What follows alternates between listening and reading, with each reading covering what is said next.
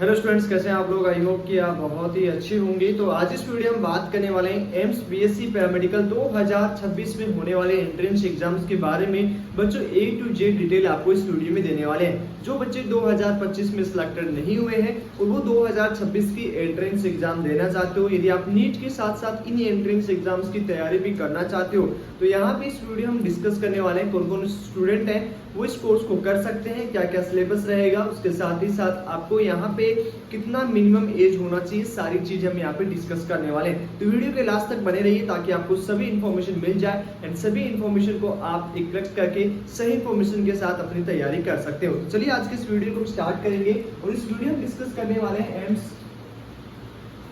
2026 का जो entrance exams होगा पैरामेडिकल का एंट्रेंस एग्जाम्स होता है। अब इस एंट्रेंस एग्जाम्स को आपको देने के लिए एम्स के द्वारा एक एंट्रेंस एग्जाम्स लिया जाता है और इस एंट्रेंस एग्जाम को आपको देना होगा। अब इसका एप्लीकेशन फॉर्म कब आएगा, तो एप्लीकेशन फॉर्म है इस एंट्रेंस एग्जाम्स का, वो आपका बच्चों आने वाला है लगभग आपका जो है वो मार्च से अप्रैल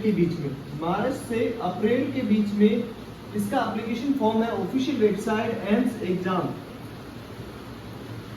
emsexam.ac.in पे जारी किया जाएगा। मतलब जितनी भी अपडेट्स आएंगी वो इसी ऑफिशियल वेबसाइट पे आपका बच्चों रिलीज किया जाएगा। इसी ऑफिशियल वेबसाइट पे आपकी सारी अपडेट्स आती है। अब यहाँ पे इस एंट्रेंस एग्जाम्स को यदि आप 12th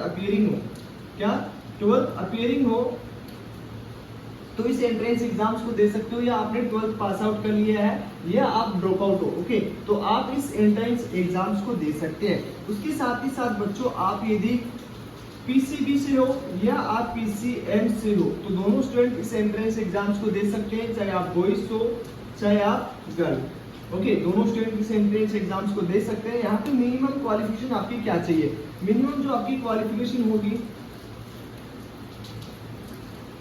मिनिमम क्वालिफिकेशन क्या होनी चाहिए, जिसमें आपका जो है हिंदी को छोड़ के, ओके, हिंदी सब्जेक्ट को छोड़ के इंग्लिश, उसके साथ ही साथ फिजिक्स केमिस्ट्री बायोलॉजी, या आपका इंग्लिश फिजिक्स केमिस्ट्री मैथ, इन तीनों सब्जेक्ट चारों सब्जेक्ट को मिला के आपका, यदि आप जनरल ईडब्ल्यूएस और ओबीसी से हैं तो आपका मिनिमम 55% होना चाहिए इन चारों सब्जेक्ट को मिला के, और यदि आप एससी और एसटी से हैं तो आपका 50% होना चाहिए। तो ये भी आपको समझ में आ चुका है, ये आपका मिनिमम क्वालिफिकेशन होना चाहिए। अब यहाँ पे आपका एज लिमिट क्या है, ओके, सबसे इंपॉर्टेंट है एज लिमिट आपका क्या है। तो एज लिमिट बच्चों आपका 17 साल होना चाहिए, वो भी आपका कब तक, 2026 तक, मतलब 2026 दिसंबर तक आप 2026 के हो जाते हो तो आप इस एंट्रेंस एग्जाम्स को दे सकते हो। तो ये भी आपको समझ में आ चुका है। सिलेबस की बात करें,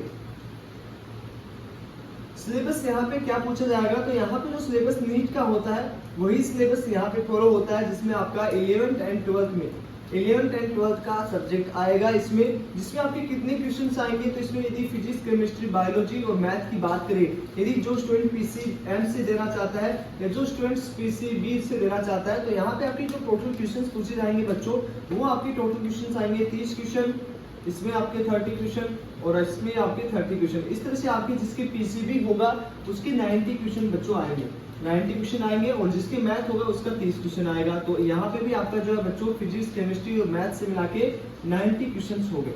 अब टोटल नंबरिंग कितना होगा, प्रत्येक आपका जो क्वेश्चन रहेगा बच्चों वो आपका 1 नंबर का रहेगा, तो 1 नंबर का आपका 1 क्वेश्चन होगा। तो यहाँ पे टोटल आपका कितना क्वेश्चन है, 90, तो 90 इंटू 1 बराबर यहाँ पे आपको जो मिलेगा 90 नंबर का आपका पेपर होगा, ओके। अब यहाँ पे टाइम कितना मिलेगा, टाइम आपका एग्जाम ड्यूरेशन कितना टाइम होगा, एग्जाम्स का कितना टाइम दिया जाएगा, तो यहाँ पे आपको बच्चों प्रत्येक क्वेश्चन को करने के लिए 1 मिनट मिलता है, तो इसी तरह से आपको 90 मिनट मिलेगा आपका, इससे ज्यादा आपको टाइमिंग नहीं मिलता है। तो ये आपका 90 मिनट का पेपर होगा। नेगेटिव मार्किंग की बात करें,